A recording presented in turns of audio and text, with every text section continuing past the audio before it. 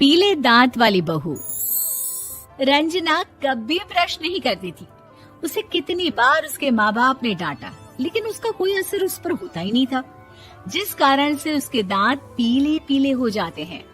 शादी के बाद अरे बहू, वैसे तो तुझ में कोई कमी नहीं है, पर तेरे दांत इतने पीले कैसे हैं बेटा?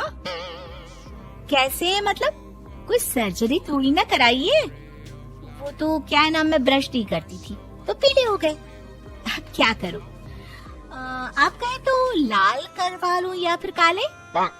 यार ये क्या है, क्यों माँ से लड़ रही हो? लड़ रही हूँ? अरे मैं लड़ रही हूँ या ये बोल रही है कि दांत पीले हैं, पीले। अरे तपस्या थोड़ी ना की है इन्हें पीले करने के लिए। बकायदा ब्रश नहीं किया है 20 साल तक, तब जाकर। छी, कैसी बात कर रही हो? ये उस वक्त तो पीले नहीं थे जब हम लोग तुम्हें देखने आए थे। अरे तब साफ करवा लिया होगा डेंटिस्ट के पास जाकर। अब देखो कैसे पीले पीले लग रहे हैं। रंजना सास की तरफ गुस्से से देखती है। फिर शुरू हो गई पीले पीले पीले।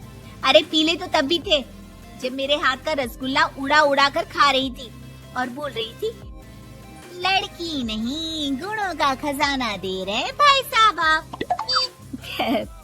अब वो लोग करते भी तो क्या करते, पीले दांत वाली बहू पल्ले पड़ी थी तो झेलना तो था ही। एक दिन कीर्तन में रंजना गाना गा रही थी। अरे कमला बहन, माँ का द्वार है, यहाँ तो सब शुद्ध होकर आते हैं, फिर अपनी बहू को ब्रश भी नहीं करवाती तुम। दूर से पीले पीले दांत भक्ति में बाधा उत्पन्न कर रहे हैं। अरे कोई 2 साल की बच्ची थोड़ी ना लेकर आई हूँ मैं बहू बनाकर। अच्छी खासी लड़की है, अरे कैसे करवाऊं ब्रश? ये तो उसे खुद करना चाहिए ना। अब माँ बाप तो इसके जैसे तैसे निपटा दिए, ये नहीं सोचा कि सास कैसे संभालेगी।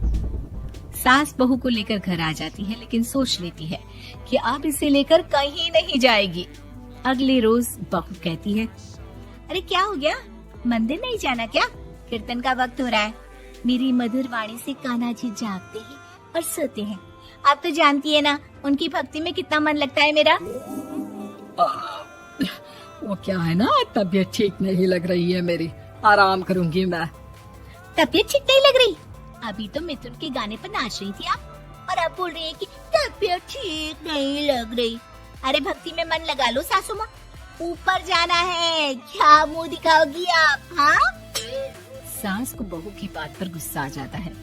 मैं क्या मुंह दिखाऊंगी, इसकी चिंता तो ना कर, समझी? अपने मुंह की चिंता कर, जो ये पीले पीले दांत लेकर हर जगह पहुंच जाती है। पता है लोग कितना मजाक बनाते हैं।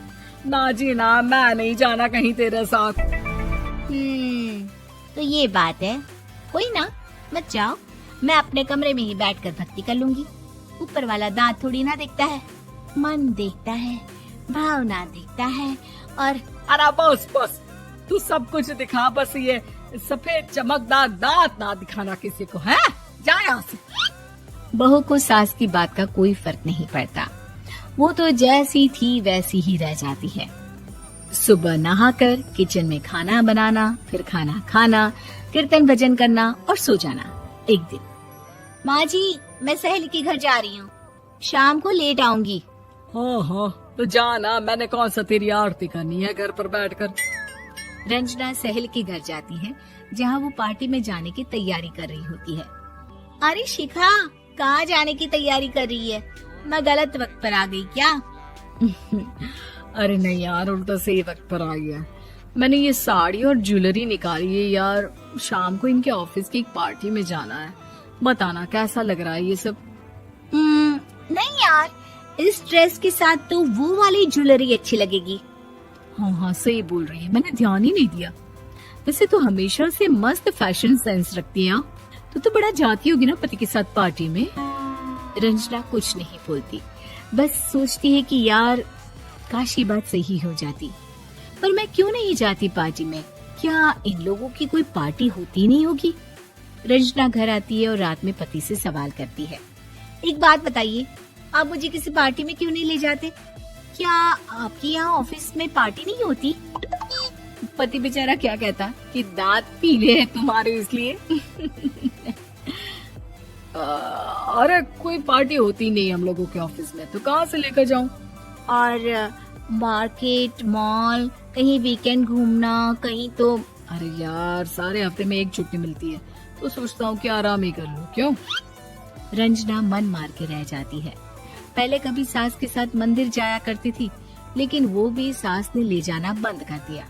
घर बैठी बैठी रंजना बोर हो जाती है। तभी उसे आइडिया आता है और वो मायके जाने का सोचती है।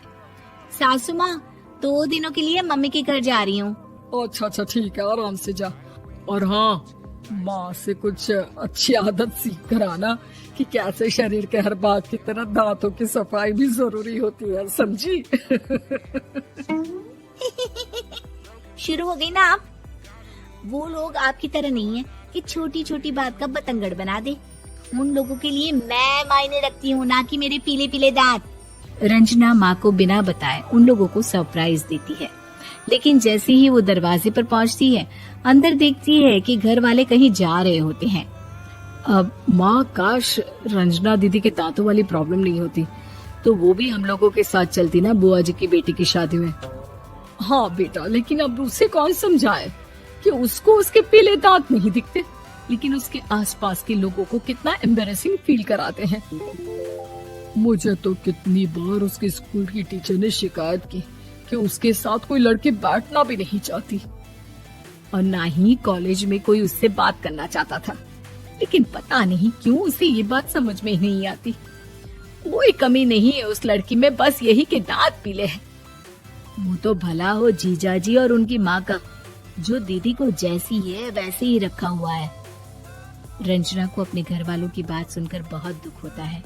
वो सोचती है कि वो क्या करे, लेकिन फिर वो सीधा डेंटिस्ट के पास जाती है, अपने दांत चमकाती है और कसम खाती है कि वो रोज ब्रश करेगी। अरे क्या हो गया? तुम तो 2 दिनों के लिए गई थी ना, पर कोई ना, अच्छा है, चलो आ गई तो। रंजना सास के सामने आकर खड़ी हो जाती है और पूरी स्माइल करती है, उसके चमकदार दांतों को दिखाती हुई। हाँ? चले मंदिर। माँ, मुझे माफ कर दीजिए, मैंने आप लोगों को बहुत एम्बैरेसिंग फील करवाया। मैं आज से रोज ब्रश करूंगी।